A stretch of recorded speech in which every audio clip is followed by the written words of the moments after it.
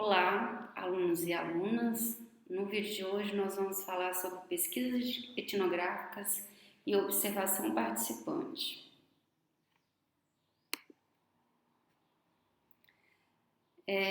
Quando falamos em etnografia, né, e observação participante, será que estamos falando de coisas semelhantes? Então, assim, para entender melhor o conceito de etnografia, precisamos, assim, desenvolver melhor as definições relacionadas à temática. O termo etnografia, né, ele é conhecido como tendo seu surgimento a partir da observação participante, que foi sistematizada pelo antropólogo polaco Bronisław Malinowski, nas Ilhas Trobriand, quando ele realizou sua pesquisa de campo nas Ilhas Trobriand. E aí cabe perguntar, observação participante é o mesmo que etnografia? Existem semelhanças e existem diferenças.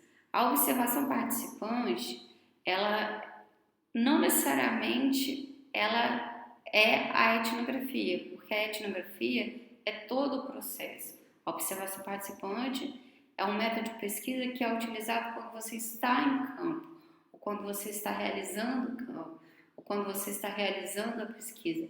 Geralmente remete muito ao processo de deslocamento até uma aldeia, até um grupo de pesquisa, né? Está relacionado ao momento em que você está interagindo com as outras pessoas em campo. E a etnografia é o resultado dessa observação participante. É quando você, com os dados, vai refletir e analisar sobre a coleta desses dados, sobre o que esses dados trouxeram de reflexão. Então, a etnografia é o texto, é a sistematização desses dados, porque os dados em si, sem uma análise munida de um referencial teórico, eles não significam nada. Por isso, nesse sentido, né, a gente tem que pensar nos aspectos que tanto a observação participante como a etnografia são fases complementares do trabalho de um antropólogo ou de um trabalho de um pesquisador que vá se dedicar a essa metodologia, que é refletir a partir da observação participante, refletir a partir de uma pesquisa em que o pesquisador esteja convivendo intensamente ou convivendo e participando diretamente da vida daquelas pessoas com as quais aquelas pessoas que fazem parte da pesquisa realizada por ele. Nesse sentido, é difícil a gente falar das pessoas que fazem parte da pesquisa como objetos, porque são sujeitos como a gente, né? Como nós somos sujeitos. Então, somos todos sujeitos da pesquisa.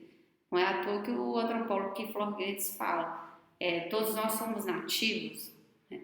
Uma vez que, assim como os nossos sujeitos pesquisados, né, têm suas normas, têm suas referências, têm suas visões de mundo, têm suas lentes de visões de mundo, nós também temos as nossas lentes, as nossas visões, as nossas normas e as nossas regras.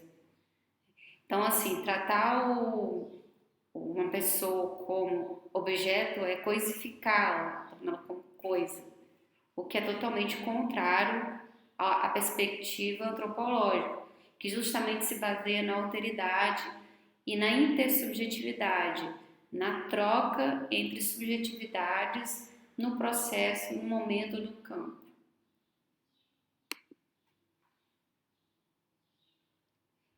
Aí, como o Goethe coloca, um exercício constante de se aproximar das estruturas de significado dos nativos, o antropólogo estabelece uma descrição densa, em contraponto às descrições superficiais, que confundem aos semelhantes possuindo o mesmo significado, como, por exemplo, piscadelas e tique nervosos, que é como o professor Tadeu já mencionou em um outro vídeo. É o olhar atento e informado pelo arcabouço teórico do etnógrafo que permite que fatos concretos da vida cotidiana dos nativos sejam conhecidos semanticamente e não confundidos e misturados por olhares autorreferenciados e etnocêntricos. E aí vem um conceito que é muito importante para a antropologia também, o etnocentrismo. O que seria esse etnocentrismo? É quando eu parto dos meus valores e das minhas normas, da minha visão de mundo, como sendo universal, como sendo a referência para todo e qualquer lugar. E tudo que é diferente dessa minha visão de mundo, dessas minhas crenças, eu rejeito, eu ignoro. Qualquer um que se aproxime de uma cultura diferente vai achar que está diante de um caos ou de uma desordem. É em busca de compreender esse caos que o antropólogo se relaciona, seleciona informantes, transcreve textos, levanta genealogias, elabora mapas de campo, mantém um diário, ou seja, realiza a prática da etnografia. E nesse sentido também, ele realiza a prática da etnografia sistematizando todas essas informações. Por seu caráter intersubjetivo, a pesquisa se torna também um ato político, a pesquisa etnográfica, e rompe com a ideia de neutralidade epistemológica. É impossível, no campo da antropologia, você defender uma neutralidade epistemológica, presente no surgimento, por exemplo, da pesquisa da observação participante. Olhar é assumir uma perspectiva. E, nesse sentido, nosso ponto de vista é orientado por trajetórias que se cruzam nas relações estabelecidas em campo. Porque, durante nossas andanças, há questões que despertam nossa curiosidade, que necessitam da nossa atenção, que nos comovem, que nos dão a oportunidade de pensar de outra maneira, meio de surpresas, meio de desorganizada, meio rebelde, meio detetive, meio artesão. A partir de um encontro e de uma busca de uma maneira de pensar, se estabelece um constante colocar-se e recolocar-se em campo. Então é isso. O antropólogo ele tem que estar aberto ao inesperado, estar aberto ao que vai surgir e não pode se privar desse inesperado, porque senão a pesquisa etnográfica muitas vezes ela não irá se desenvolver.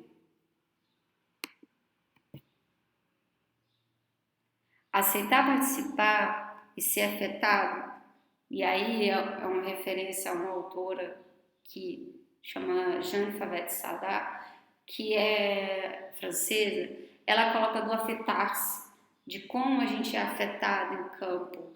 E a gente é afetado em campo não por um sentimento de empatia, porque eu fiz um esforço de me colocar no lugar do outro. Não, muitas vezes a gente está no lugar do outro, quando a gente acaba, de certo modo, passando por situações em que a gente, no caso dela, né, ela estava estudando feitiçaria no norte da França e houve toda uma política governamental de combate à feitiçaria e as pessoas, ela ficou lá estudando durante anos e as pessoas nunca falavam, né, dessa questão da feitiçaria, porque era algo proibido. Até que um dia alguém notou um brilho diferente no olhar dela e ela foi vista como alguém que tinha sido enfeitiçado. E tudo foi feito para que ela deixasse de ser enfeitiçada, né? Aí ela teve acesso a todas as práticas que deveriam ser feitas para esse desenfeitiçamento. E aí foi quando ela percebeu que ela estava no lugar das pessoas que ela estava pesquisando e não que ela estava imaginando, não que ela estava construindo uma empatia, porque uma empatia de certo modo, parte de uma hierarquia, de você dizer que você está se imaginando naquele lugar, mas que na verdade muitas vezes a gente não imagina como é que é estar naquele lugar.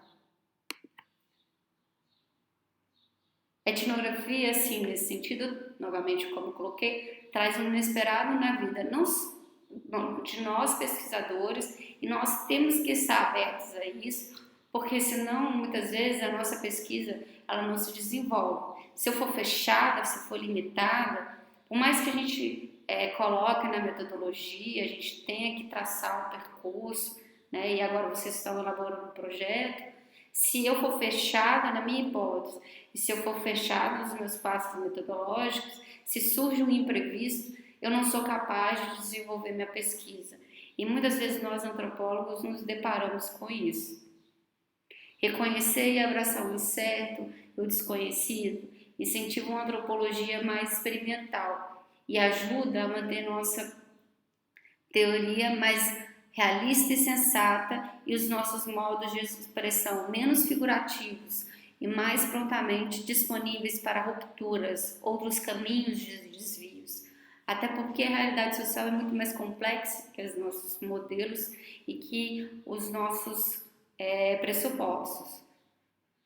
Com uma obra aberta ao inesperado e aos imponderáveis da vida que invadem a pesquisa, o etnógrafo se constitui como a etnografia se constitui como um método de pesquisa cujo objetivo é elucidar, descrever e compreender as relações humanas, suas potencialidades e os jogos especulares intersubjetivos estabelecidos em campo.